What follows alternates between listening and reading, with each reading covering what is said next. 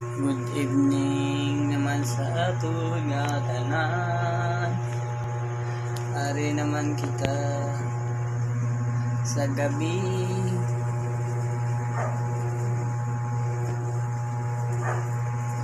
Ito yung hindi ko gusto pag gabi na.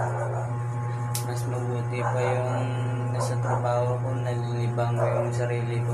Pero pag dito na pag gabi na, wala nang boring life. Hindi mo alam kung anong gagawin mo kasi mag-isa ka lang sa mundong to. Pag hindi ka nagsipag, hindi mo ito matutupad mga pangarap mo sa pamilya mo. Kaya kailangan nating magsipag. Sa mundong to, bawal ang tamad. Pag tamad ka, wala kang mapapala sa buhay. Pag tambay ka lang,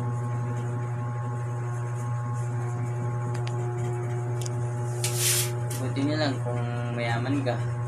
Pero kasi kami, kailangan namin magsipag kasi hirap talaga ang buhay. Kaya kahit malayo ako sa mga kapatid ko, sa mama ko, kahit nandito ako sa malayo, kailangan nating masipag para sa kanila. Kung hindi tayo masipag, wala tayong ibibigay sa kanila, wala tayong ibabawi sa pagpapalaki ng mama natin sa atin.